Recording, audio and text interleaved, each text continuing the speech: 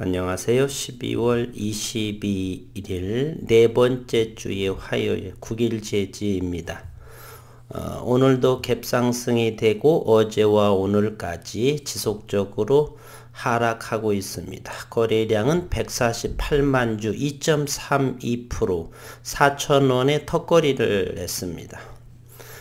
국내 시장은 코스피는 12포인트가 상승을 해서 2975포인트 3000이 조금 아래이고요.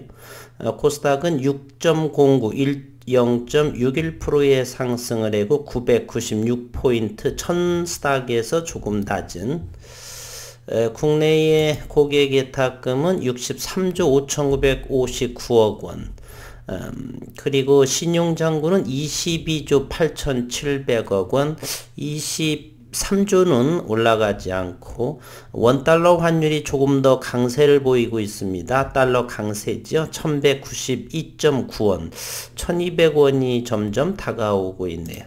수출입하는 그러한 기업의 환율이 좀 안정이 되어야 좀 될 텐데 잘 되리라고 봅니다.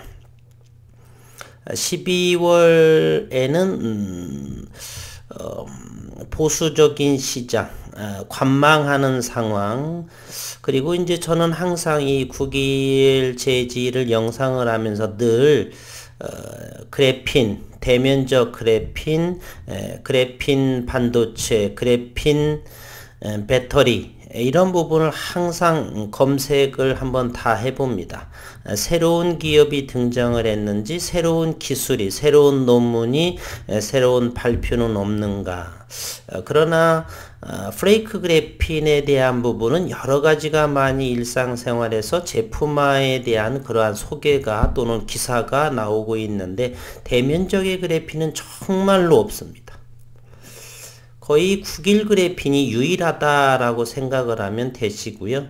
그래핀랩이라는 회사에서도 조금 대면적 그래핀, CVD 그래핀을 하고 있고, 그래핀 스퀘어야 홍병희 교수. 그래서 대한민국의 대면적 그래핀을 하는 곳은 대략 세 군데, 서너 군데 있지만은, 비전사의 방식, 차별화된 공정은 유일한 그러한 9일 그래핀의 상황입니다. 그래서 새로운 기사의 내용은 전혀 없고요. 또 하나는 이제 12월 28일이 대주주의 요건, 대주주는 어떤 상황에서 대주주가 되고 대주주가 되게 되면 양도소득세를 세금 내는 그러한 문제, 그러한 부분을 잠시 소개를 다시 한번 해드리고 이유인즉슨 9일 제지에는 아마도 대주주의 요건에 해당하는 분들이 다소 많지 않을까 이렇게 생각을 합니다. 먼 후일 새로운 소재의 기대감 때문에도 그렇고 원천 특허에 이제 시작하는 그러한 상황이 있기 때문에 몇 년 기다리게 되면 꿈을 이룰 수 있다. 뭐 이러한 기대감 여러 가지가 있기 때문에 우선은 대주주의 요건에 해당하는 것은 대주주는 지분율이라든지 또는 투자 금액에 따라서 결정이 됩니다. 코스피 종목에는 1% 이상을 보유하게 되면 종목의 1% 이상을 보유하게 되면 대주주가 됩니다. 코스닥 종목에는 한 종목의 2% 이상을 보유하게 되면 대주주가 됩니다. 금액으로는 보유 금액, 그러나 이 보유 금액으로는 가족의 합산이에요. 저만 제가 8억 원이 있고 또는 와이프가 2억 원이거나 또는 뭐 자녀까지 모두 합쳐서 9일 제지에 10억 원이 넘게 되면 대주주 요건에 해당이 됩니다. 대주주는 12월 28일까지 보유하게 되면은 3거래일에 주주가 되기 때문에 28일까지를 팔게 되면은 대주주가 되지 않습니다. 28일까지 매도를 하면 대주주가 되지 않고 이러한 1% 이 코스닥이니까 2% 이상이라든지 코스닥의 1% 9일 제지에 대해서 말씀을 드리면 9일 제지는 코스닥 종목이기 때문에 9일 제지의 2% 이상을 보유하면 대주주가 됩니다.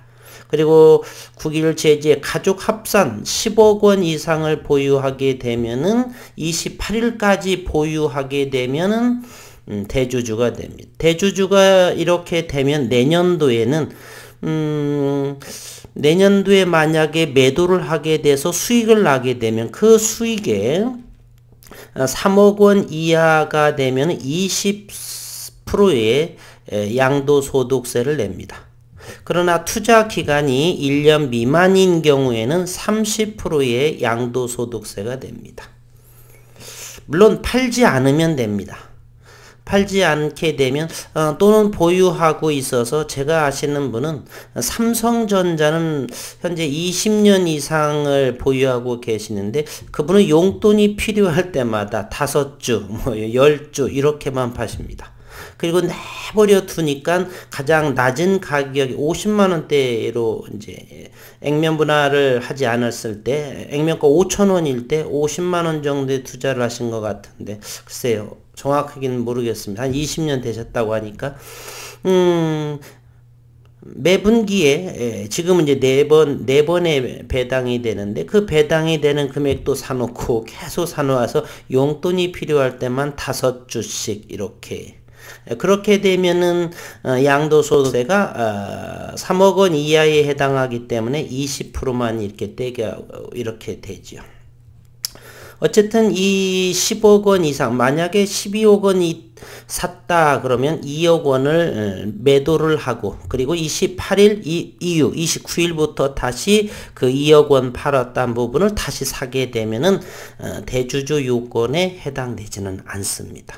15억을 들고 있으면 5억을 팔았다가 5억을 다시 사게 되면은 대주주 요건에 해당되지 않아서 3억 원 이하를 팔아도 20%의 소득세를 내지 않습니다. 이것이 바로 대주주 요건 양도소득세에 대한 것입니다. 어쨌건 28일까지입니다. 이렇게도 이것이 일봉상에서 국일제지인데 노란 선을 그어 놓은 것이 4,000원입니다. 오늘 국일제지는 148만 주 이틀 전에 이렇게 갭상승을 해서 이렇게 장대 음봉이 나와서 어제는 공매도가 활개를 못 쳤고 오늘 또 공매도가 17만 주씩이나 이렇게 나왔더라고요. 자세하게 한번 분석을 한번 해보겠습니다. 오늘까지를 만약에 이날 갭상승에서 추격을 하셨던 분들은 만약에 미수를 썼다 그러면 오늘까지 미수를 처리하셔야 됩니다. 그렇지 않으면 내일에 반대 매매가 나가기 때문에 그렇죠. 국일제지 오늘 한번 보겠습니다. 내용을 17만 주의 공매도가 나왔습니다. 평당가는 4,036원에 해당하고요. 오늘 12월 21일 대차가 10만 9천 주가 대차를 하고 상환은 16만 2,567주를 상환을 해서 현재 대차 잔고는 1,220만 주의 대차 잔고를 보입니다. 여기 10만 9천 주인데 반올림에서 11만 주는 누가 빌려갔는가를 한번 보겠습니다. 외국인이 그랬을 거라고 생각을 하고요. 21일 화요일입니다. 외국인이 6만 주를 외국인이 빌려주고 내국인이 4만 9천 주를 내국인을 대여를 빌려주었는데 그 중에 대략 2만 8천 주를 외국인이 또 차입을 해가서 외국인이 8만 8천 주를 빌려오게 됩니다. 외국인에서 외국인으로는 6만 주 오고 가고 2만 8천 주를 별도로 이렇게 차입을 해옵니다. 그러면 최종적으로 외국인의 변동은 7만 4천 주이죠. 오늘 장중 수급을 한번 보겠습니다. 장중 수급은 외국인이 9만 7,276주를 이렇게 장내 매도를 합니다. 프로그램으로 매도하고요. 기관은 2만 3천 주를 매수를 합니다. 이 녀석들은 기관 투자가의 공매도 역할을 많이 하고요. 가치 위주로 해서 현재 들어오고 있는 모습은 아닌 것으로 보여집니다. 어쨌든 외국인인 장중 프로그램으로 97,276주를 이렇게 팔았지만은 최종적으로 74,276주에 해당하는 외국인이 매도했다라고 하는 것이죠. 이 부분은 왜 그런 거 하냐면 조금 전에 6만 주에서 6만 주 외국인이 빌려주고 2만 8천 주 정도를 새롭게 빌려오게 되죠. 마치 외국인이 지분이 늘어난, 빌려온, 즉 현재 273만 9천 주 2.15% 이 외국인 보유의 이 물량 안에는 대차로 채워진 물량이 다수가 상당히 많이 있습니다. 모두 다가 공매도 진행하고 빌려줬기 때문에 이 273만 주 중에는 실질적인 빌려와서 채워진 그러한 물량도 많이 있다. 그리고 신용시장은 3.3%. 어저께 한번 모험을 했었죠. 분명히 여기에 추격 매수한 요때에 갭상승했을 때 과연 신용장고의 주체들은 팔았을까 아니면 더 들어왔을까. 이날을 보게 되면 오늘 이제 나왔는데요. 81,275주를 신규로 신용으로 들어왔고 157,876주를 상환을 해서 76,600주를 이게 신용에서 줄어들었습니다. 따라서 현재 이제 신용 잔고는 422만 8천주, 22만 8천주만 더 줄어들게 되면 신용 물량도 400만 주보다 아래인 300만 주대로 떨어지게 됩니다. 3% 정도 이하로 가급적인 될 것 같아요. 앞으로 다음 주 그리고 1월, 2월 정도가 되면은 신용잔고도 지속적으로 어떤 유의미한 결과가 기다림의 또는 상환의 압박 여러 가지로 인해서 3%대가 무너진 2%대의 신용잔고가 나오지 않을까 그런 생각도 해봅니다. 오늘부로 시가총액은 5,100억 원에 해당하고 신용시장은 자꾸 줄어든다 말씀드렸고 현재 외국인 보유 273만 9천 주 2.15%의 외국인 이 물량 중에는 빌려온 즉 대차의 물량도 포함되어 있다라고 하는 점입니다. 현재 공매도 잔고를 12월 17일 기준으로 보게 되면 9일 제지 533만 9천 주 최근 들어서 대략 45만 주 정도까지 공매도가 늘어난 모습입니다. 45만 주가 공매도가 늘어난 이유는 바로 이곳이 있죠. 이때 45만 7천 주의 공매도가 늘었기 때문에 그렇습니다. 공매도가 들었기 때문에 8천 어제는 뭐 다른 거 시장 조성자들 위한 것이고 17만 주가 들었기 때문에 이틀 후에는 다시 550만 주를 넘어서는 공매도 잔고를 보여주고 있습니다. 28일 이후가 되면서 어느 정도의 또 다른 수급이 들어올 것이라고 생각을 하고 이제 저는 17만 주가 오늘 화요일에 공매도가 나왔더라. 상당하게 공매도가 이렇게 공매도는 현재 11%의 차지를 하고 있네요. 프로그램도 잠시 한번 보겠습니다. 프로그램을 현재 96,000주를 프로그램 순매도를 보이고 있고요. 장중에 매도량은 26만 8천주, 매수량은 17만 천주, 그래서 순매도는 9만 6천주에 해당하는데 이렇게 주가 다시 4천원 초반에서 왜 이렇게 프로그램 매도를 이렇게 이루어질까 여러 가지 의도가 있겠죠. 다시금 어제는 외국인들이 다시 한번 샀고 오늘은 다시 이렇게 9만 주를 장내 매도를 하고 여전히 공매도는 늘어나고 아직은 이제 공매도 세력의 입장에서는 조금 더 9일 그래핀에서 시장을 놀랄 만한 그러한 내용이 아직은 시간이 있을 더 뭐 조사를 했던 뭐 했든 간에 기다림으로 더 필요한 시간으로 보는 것이고 어쨌건 주가는 여기에 머물게 할 의향은 대단히 높다라고 모두 볼 수 있고요.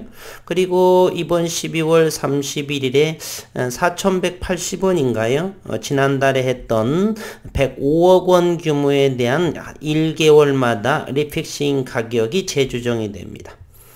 최근 그러한 세력이 이렇게 있는지 아니면 공매도 세력에 의해서 이렇게 되는지는 뭐 깊이 연구할 필요는 없고요. 정확히 연구할 수도 없겠지만 어느 정도 하면 못할 법도 없지만 굳이 그렇게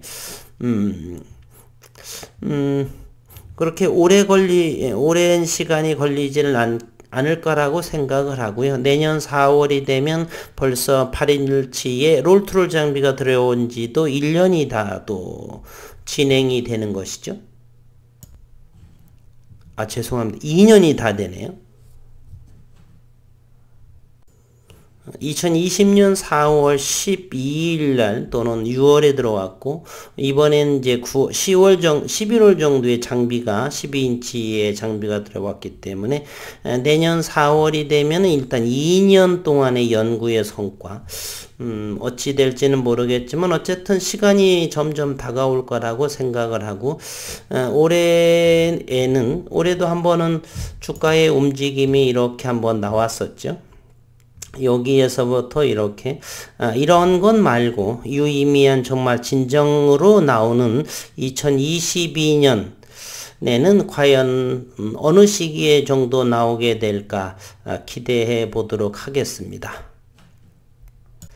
17만 주의 공매도의 상황이 내일 수요일 그리고 이번 주 다시금 여기 3,700원까지를 위해서 될 것인지, 현재는 어쨌든 외국인의 물량은 제한적이다. 외국인은 이 물량이 270만 주 정도에 해당이 됩니다. 공매도는 누를 수가 없고요. 바로 다이렉트로 때릴 수는 없고, 어쨌건 이 물량으로 프로그램으로 매도하고 바로 위 호가에 다 이렇게 이런 것들 바로 윗 호가에 쌓아놓는 이러한 것이 바로 공매도 물량이죠. 공포감으로 던지게 되면 밑에서 받는 것이고, 시장을 지켜보기로 하겠습니다. 다시 한번 분봉의 모습을 보게 되면은요, 여기에 파란색이 그어진 선이 4,100원 선, 가장 지지를 많이도 받고 여기에서 횡보하는 그러한 모습들이 보여졌고요. 여기 노란색에 바로 4,000원이라고 하는 그 의미 있는 가격대를 보이고 있죠.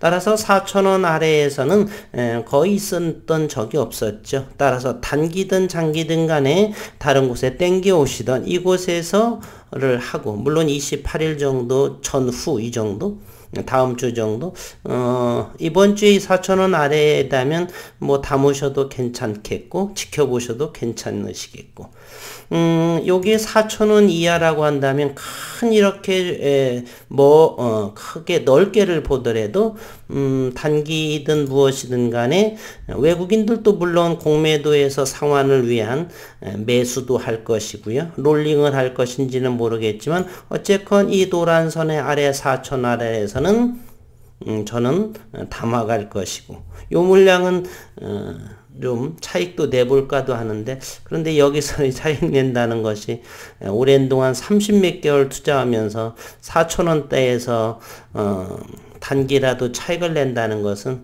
자존심이 상해서 구경하기로 사기만 해보도록 하겠습니다. 여전히 많이 어려운 시장이 지속되고 있습니다. 힘내시고 맨 처음에 초심의 마음으로 우리가 왜 국일제지를 샀는가, 그러한 부분들, 그리고서 자금은 레버리지 자금이 아니라 조금 장기적으로 가야 될 것이기 때문에 레버리지 자금은 대단히 작게, 그리고 현금으로 가져가셔야 시장이 아무리 안 좋아도 잘 버텨낼 수 있다. 지금의 신용 물량이 쏟아져 나오는 이유도 상환에 대한 압박, 이런 부분,